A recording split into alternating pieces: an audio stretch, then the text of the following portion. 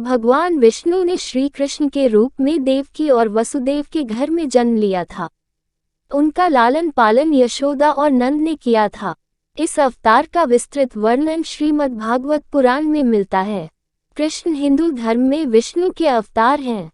हिंदू श्री कृष्ण को ईश्वर मानते हैं और उन पर अपार श्रद्धा रखते हैं। सनातन धर्म के अनुसार भगवान विष्णु सर्वपापहारी, पवित्र और समस्त मनुष्यों को भोग तथा मोक्ष प्रदान करने वाले प्रमुख देवता हैं।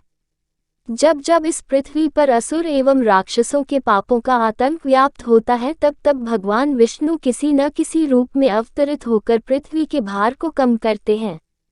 वैसे तो भगवान विष्णु ने अभी तक 23 अवतारों को धारण किया।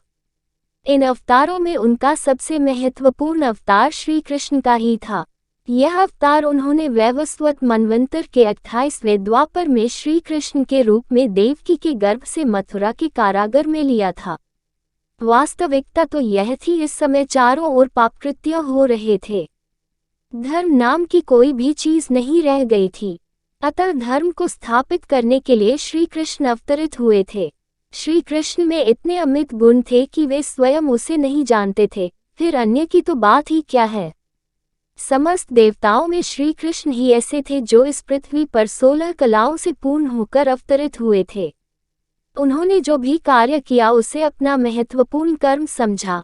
अपने कार्य की सिद्धि के लिए उन्होंने साम दाम दंड भेद सभी का उपयोग किया, क्योंकि उनके अवतीर्ण होने का मात्र एक उद्देश्य था कि इस पृथ्वी को पापियों से मुक्त किया जाए। अपने इस उद्देश्य की पूर्ति के लिए उन्होंने जो भी उचित समझा वही किया। उन्होंने कर्म व्यवस्था को सर्वोपरि माना। कुरुक्षेत्र की रणभूमि में अर्जुन को कर्मज्ञान देते हुए उन्होंने गीता की रचना की, जो कलिकाल में धर्म में सबसे महत्वपूर्ण ग्रंथ माना जाता है।